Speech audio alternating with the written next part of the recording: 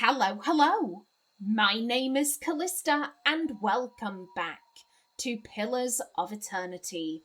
In the last episode, we discovered what happened between the two hunters, Arthwin and Fiorm. Fiorm didn't exile himself. He is, unfortunately, deceased. Although it wasn't Arthwin who killed him, it was the elder Stalgar. Fiorm wanted all of the glory for himself, and unfortunately his hubris got him killed. Now, we will go back and relay that knowledge. However, we have a cave just over yonder. Now, before I forget, I may have done something really dumb.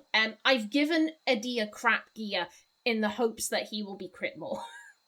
He can deal, like, I've got all of his stuff right here for when he gets those 15 confusion afflictions. Like, when he does that 15 times, he can have all of his stuff back. But until then, he can deal with crap gear.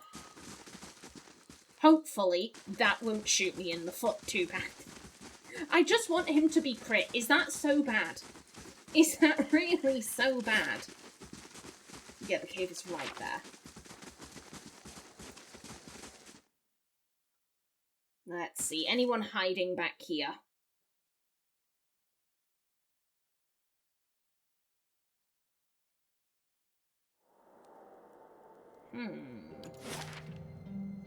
Okay.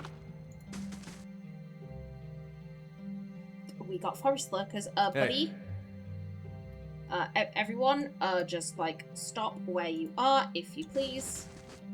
And, buddy, if you could go in front, and if you could get critted, that'd be grand. Please get some crits. We're backing you up, don't worry, but, like, if we could just get some crits.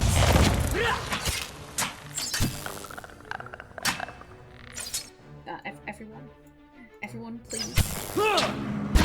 Quit. Everyone, just keep going. Get on. Guys, do you wanna? I'm stuck over here. You're fine. Keep going. That looked like it hurt. Considering he's in absolutely crap gear, he's still tanking like a champ. Dead on. The boy is good at what he does. Like, let's be honest.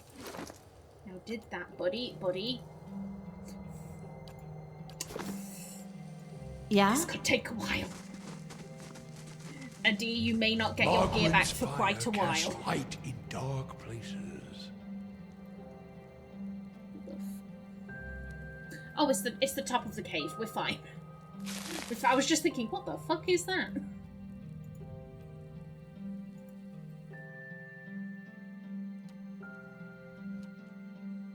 Okay, let's go. That looked like it hurt. Settle. Okay, buddy, let's Please, if you please. And then let's get some crits up in here. And go after that one. There you go. Sagani, do you maybe want to help, please? That would be great. There we go. Hey there. Hold on. Go, everyone on you.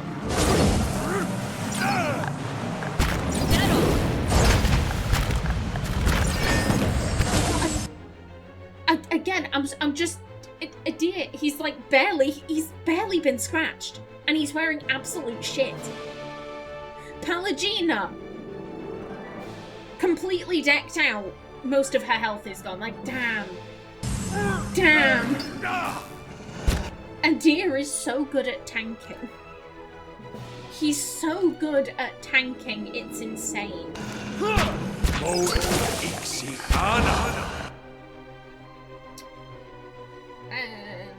And, Yeah, do that. If you can, why not? Hey there. Let's help him out. And that. Oh, sorry. Holga. Okay. Yeah, get up. There we go. Now, what were you guarding? Were you guarding anything? Quiet. Ooh. Glanfath and stalking boots. That sounds very familiar.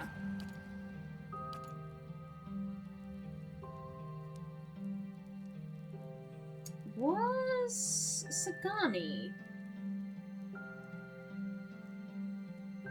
I guess not. Okay. Anything else?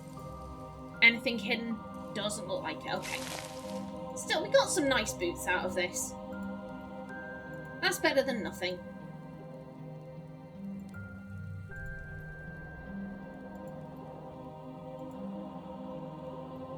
Okie doke, lads.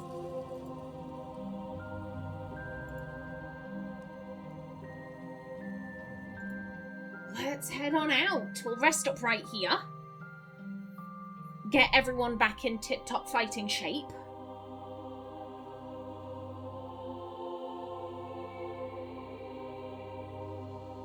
Okie doke.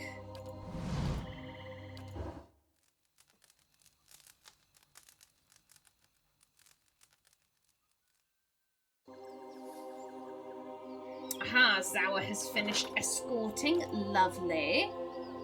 And just one turn left for Meneha. Fabulous.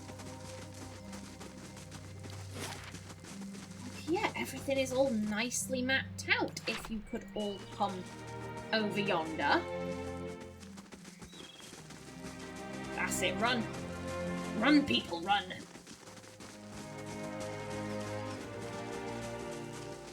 Down the path to deliver the truth to the passage of the Six. At least I hope that's where Radai is. If he's not, then, we might have to go looking for him.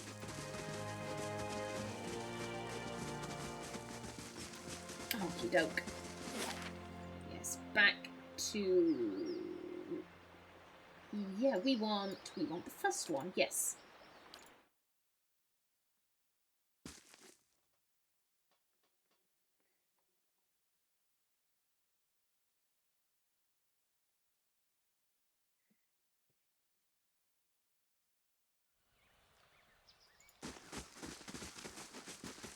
And you know Segan, what? Oh, what is it like not to see your children for so long?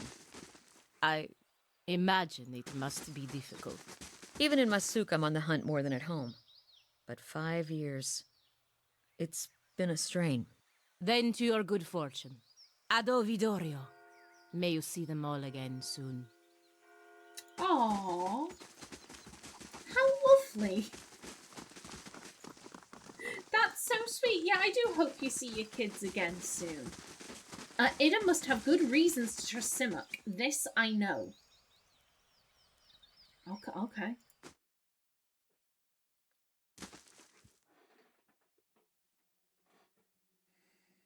Now that, how are we gonna persuade this lady to part from her songbird? How are we gonna do Hail, this? Estremor. We meet again, Estremor. What is it you require? Delem sent me to collect rare songbirds. Yep. Oh, Jesus! No! She stares at you blankly for a moment before shaking her head. That fop Delem sent you. No, absolutely not. Eating my beloved pet won't grant that fool musical prowess. The only thing he'll get is an upset stomach and the pain of passing a beak. She folds her arms and frowns. There's a forest full of birds. Mine's not for sale. I agree. Killing your bird seems unnecessary. I will look elsewhere. Why would Delem believe that eating birds will help? Intellect 14. Animals aren't ours to cage. I don't think you or Delem should have it. The bird should be free for us to have. Resolve 12. Such a fragile little thing. Perhaps I should tear it down the middle and give half to Delem and half to you. She would never say that. Not about a bird. Why would Delem believe that eating birds will help? Old folklore gone awry, she mutters, shrugging in resignation. All lands, particularly those raised in the forests, still seem to believe that, by eating noteworthy creatures, they can gain the desirable traits of their prey. It's false. Eating a spider doesn't give you 8 legs any more than eating ivy lets you sprout berries. Lindsay sighs with resignation. If Delem wants to be a better singer, he should try practice, not superstition. Where would we go looking? That's my thought. Where would we go looking? We're not a birder. We don't know where these birds live, and we were told they're more often than not domesticated.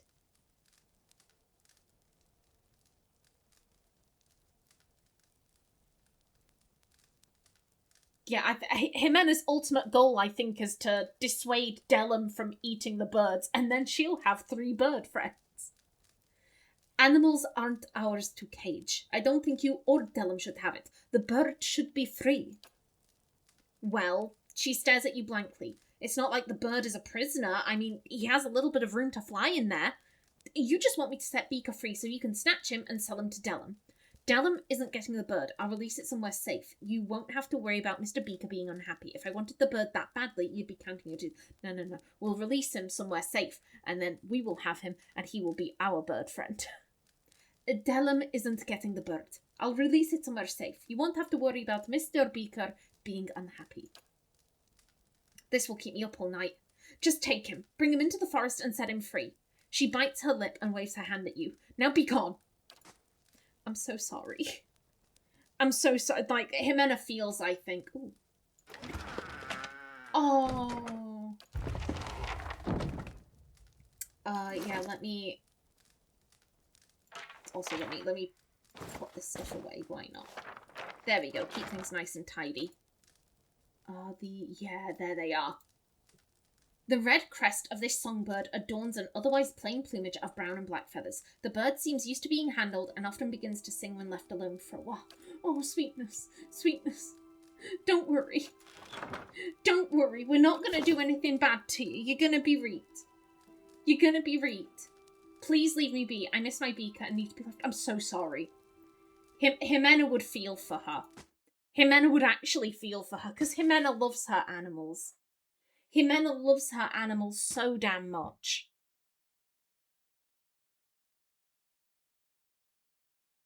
I feel guilty, but like, where else would we have gotten one from?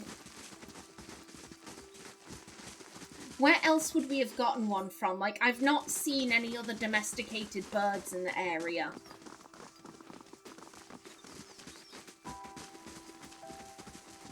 Still, we won't allow him to be eaten. We won't. Absolutely not.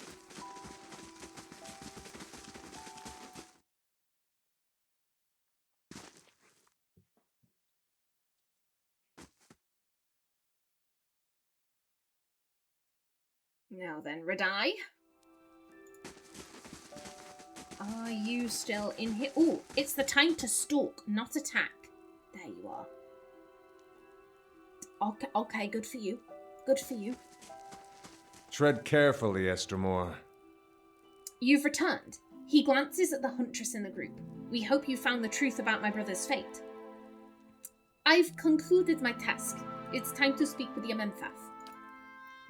What did you see? Where's Fionn? Radai takes a step forward. Tell me. Radai. The huntress thrusts her palm between you and her companion. The truth belongs to all of us, even Arthwin. You know this. Radai hesitates for a moment. He wipes the sweat off his face, leaving traces of red paint on his hands. I'm ready to share the truth with the Amenfath. He looks up. And I'll make sure that so is Arthwin. Okay. Oop. You speak like an old woman from the Fisher Crane tribe. Okay. Okay.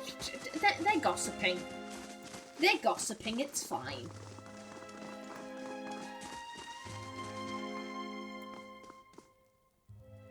Our paths cross again, Galus and Arnams. I've been investigating Fionn's disappearance. Indeed, Arthwin and Radai have spoken of little else. I do not envy your position, Galus and Arnams. Yet your testimony may resolve the tensions between the Keepers of the Stone and the twice-split arrows. She steeples her fingers. When you've gathered your evidence, I'll call a hearing. Let's begin. She nods. I will summon Arthwin and Radai. Their fates and the names of their tribes depend on what you will reveal to us, the Galusan Arnams. I love that word, Galus. It's such a fun word. Bethel stands at the head of the hall, lit from behind by dozens of candles. She casts a long shadow across the floor. We've gathered to weigh the claims of Arthwin and Radai in the matter of Fiorm's disappearance. To that end, we are honoured by the presence of a Galusan Arnams, whose insights will help us render a verdict. Murmurs of astonishment echo from the front of the hut. We begin with Arthwin's claim. He asserts that Fiorm lured him into a confrontation with the Stalgar and that he slew the beast on his own. Fiorm, he says, exiled himself, fearing that knowledge of his actions would heap shame on the Keepers of the Stone. She holds up a tooth as long as her arm. As evidence, he brings a fang from the great Stalgar. On the other hand, Radai states that his brother was tricked and murdered by Arthwin during the hunt. A hunter of Fiorm's renown would not have fallen in the blood hunt, but by treachery. Her shadow flickers and dances in the candlelight as she looks at you. And now we turn to our Galusan Arnams. We ask only that you share your observations that we may find closure for these two tribes. She lowers her head. What fate befell Fiorm? Fiorm is dead, honest. Lie, Fiorm exiled himself, deceptive. I mean, literally, his body is just to the north. His body is just to the north. He's stuck in the back end of a waterfall. So it's not like he'll be washed out to sea. He's stuck there. Anyone going that way, and considering it's their land, there'll be people going that way. It also seems like there are ruins out there, so we'll have people checking, like, okay, are there any treasure hunters out this way? Like, this would be a dumb lie. This would be a dumb lie to tell, because his body is literally on their doorstep. Fiorm is dead. What? Radai stares at you, his face contorted between surprise and anger. He turns to Arthwin. How? You puny weakling, how? The Amenfath wipes her neck out toward the tribesman. Do not forget your place. Radai's chest balloons, but he quickly lowers his chin in obedience. Arthwin's eyes dart from side to side. The Amenfath continues. It saddens us to know this truth, but we must still reveal it deeper. If this is so, how did the great Stalgar die? Fiorm killed the giant beast. Honest. Lie, Arthwin killed the giant beast. We'll just be honest. We'll just be honest here. Fiorm killed the giant beast. Of course he did. Radai shakes his fist and looks to everyone in the hall. Arthwin is just a feeble hunter from the twice-split arrows and a liar. Fur bristles along Bethel's arms. Silence. Her slitted pupils narrow as she regards you. And now we come to it. Claim the truth for the 6 tribes, Galusan Arnams. Fiorm tricked Arthwin and fought the giant Stalgar by himself. They killed each other in the fight. Arthwin tried to cover Fiorm's shame, but lied about besting the creature. Your words echo along the passage of the 6 to the solemn audience. Bethel nods. It is as you say. We thank you for sharing the truth with us. The Amenfath turns to Arthwin and Radai. Brothers of the tribes, let these wounds mend. Go in peace and contemplate the shame brought in our hearth. Galusan Arnams, I'd have a word with you. Okay. Yeah, we can't. Okay, we can talk to Arthwin. Okay, we'll see. I'm like, very quickly, before you go anywhere.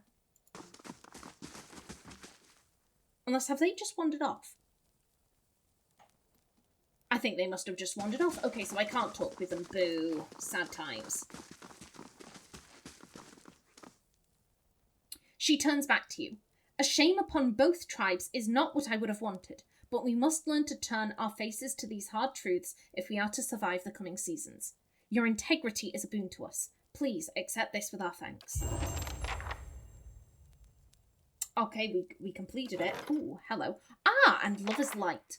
For the last 2 years, sailors on the Grace of Ximena have seen a pair of lights dancing over the waves late at night. Those who have come close have reported hearing 2 women's voices singing a song of unparalleled beauty. Some believe they are the souls of Alessa and Palan, ill-fated lovers from a century ago, who were cast out of Achenze by a mob and driven from the cliffs to their deaths. Achenze's Duchess condemned the mob's actions, but the unsympathetic Songreta Ducala did little to punish the offenders. Since the rumours about the lights have spread, romantic Valians have gone to the cliffs or even rowed small boats out from the shore at night to catch a glimpse of the spirits. Achenze's new duke is doing his best to curb the behaviour, but he believes the true remedy will be putting the spirits to rest. No small task, given when and where they appear.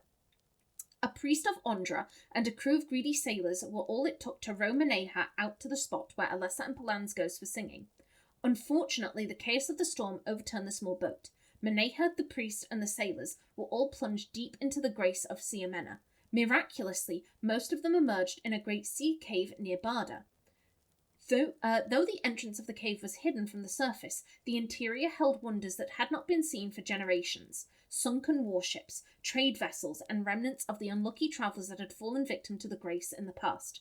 Meneha and the ragtag group discovered a tribe of survivors that had persevered in the caves through cannibalism and limited raiding. Their extensive time in the cave had left them unintelligible and wild. Though some attacked the crew of the recently sunk boat, Meneha was able to scare the others off. Eventually, the group found their way to a pile of bones that contained the remains of Alessa and Palan. The Ondrite priest buried the pair together and performed a service over the bodies. With that, the spirits retreated from the world and towards the beyond. Oh, I'm so sorry. I'm so sorry. This ring is heavy and rough-hewn. It looks like it was cast from a poorly refined lump of copper. Tiny impurities still glisten around the band. Given the obvious tool marks, it appears to have been made by an amateur rather than a professional jeweller. And then... yeah, same description. But yeah, you'd put them together. Oh. So yeah, 2 people will have this, and they can swap endurance. Okay, that's cute. That's so sweet. That's lovely. What did you give us?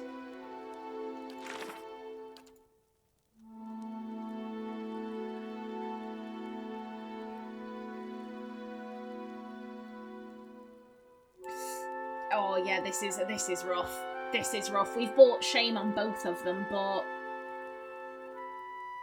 as I said, it was a bad lie.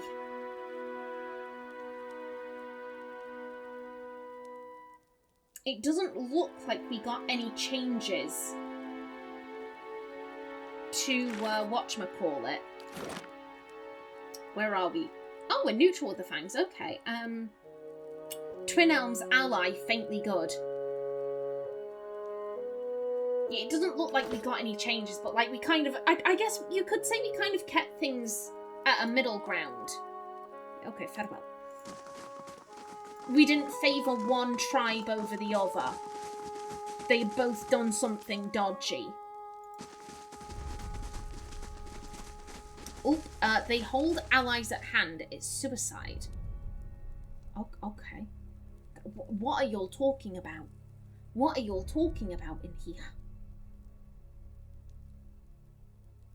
I'm going to assume you don't have anything to add. Okay.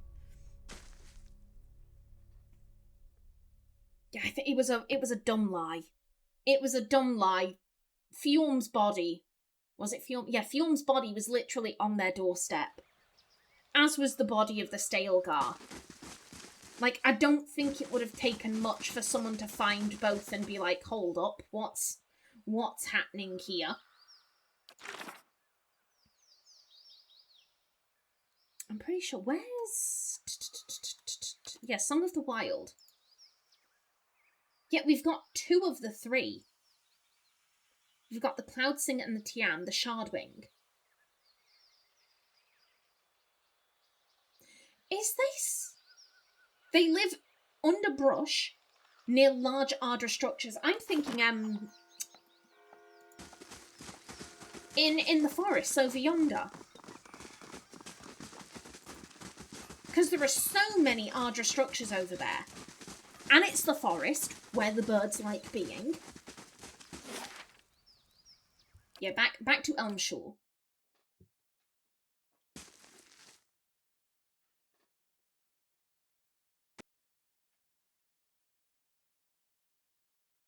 I'm not gonna lie, if it's not here, I have no, because like we've got this like little alcove that we haven't used.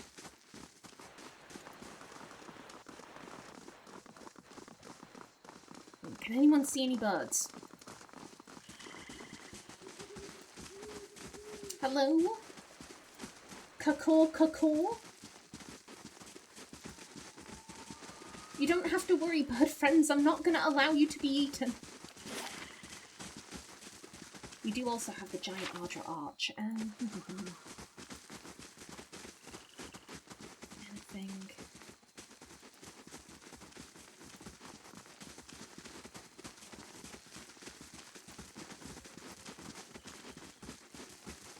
Oh, hello.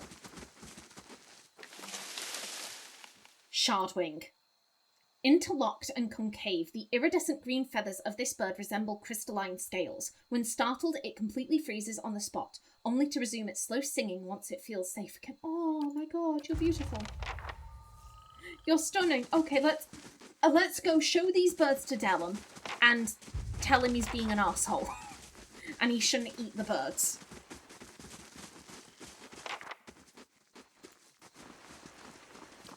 Come on, quick sticks, guys. Quick sticks.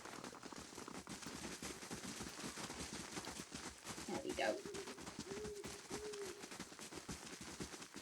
Sorry about that, I got a phone call. Yeah, we were heading back to Old Song, and I'm a wee bit discombobulated now. I think, you know what, once we've headed back to Delem, I'll call the episode there.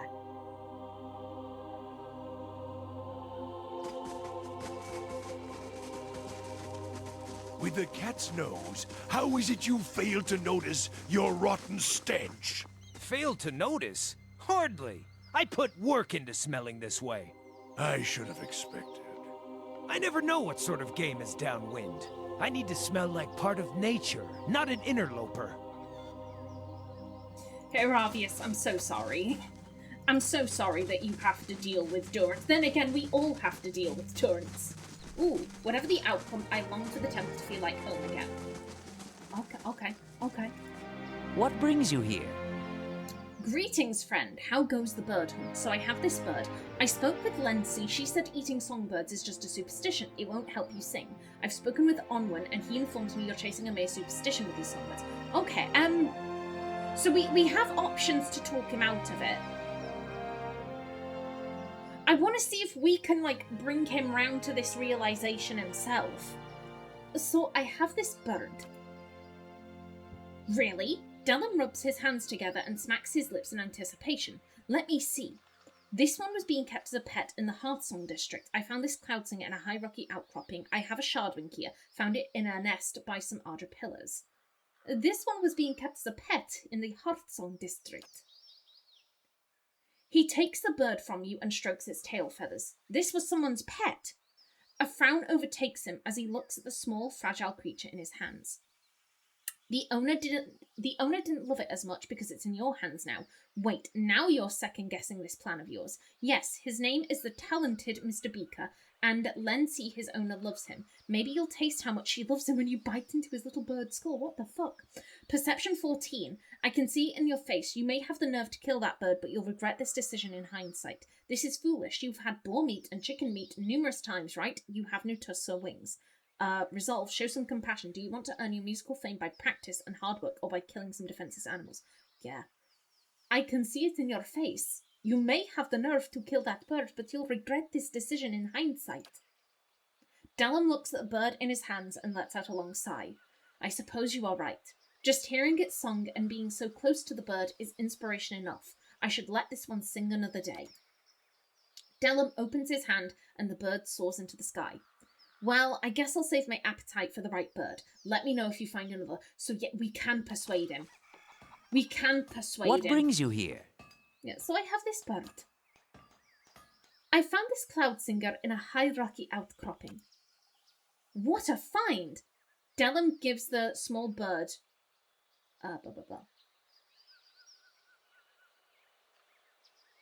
Okay.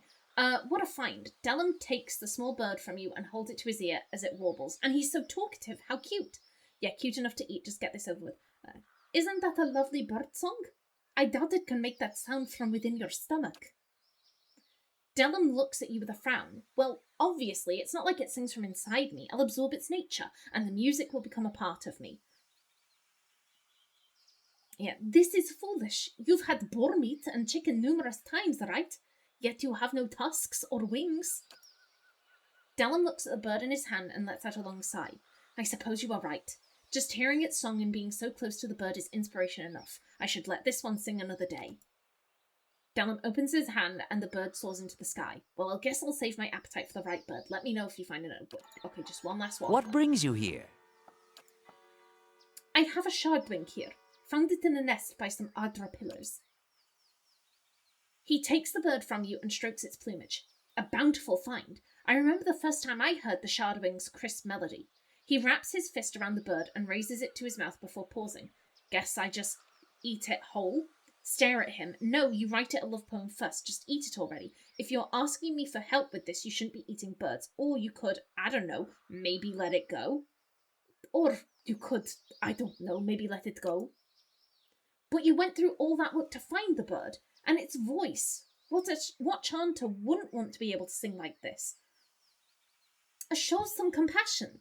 Do you want to earn your musical fame by practice and hard work, or by killing defenseless animals? Delem looks at the bird in his hand and lets out a long sigh. I suppose you are right. Just hearing its song and being so close to the bird is inspiration enough. I should let this one sing another day. Delem tosses the bird into the air, smiling as the songbird takes flight and floats into the sky. This hunt is over, he mutters with a pained smile. I'm sorry to have sent you on a wild chase, only to release the quarry in the end. He purses his lips to whistle, creating a sour imitation of the songbird's melodic tune. Thank you, my friend. I feel laden with inspiration for a new song now, though it seems I'll need to practice a great deal if I wish to mimic such beautiful music. Hello? Song of the Heavens? What? Pardon? What is this?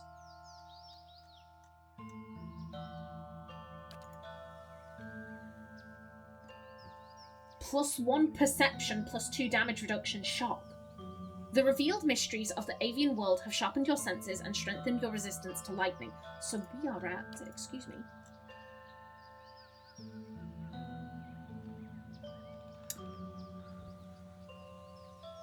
Thank you. Thank you. That yes, I appreciate that. I appreciate that a great deal. That is very good for Ximena, excuse me. Okay, lovely jubbly. And with that, I shall bring this episode to a close. In the next one, I think we'll help out the temples in this area. We've got a couple of quests from them. So, until the next one. Please remember to like if you enjoyed, leave a comment below, and if you wanted to subscribe, it would be very much appreciated. A special thanks to my channel members such as SM2K, Christopher K. Davies, CGG, The Named User, and Kevin Bicknell. I've been Kallista. Thanks for watching, and see you in the next episode.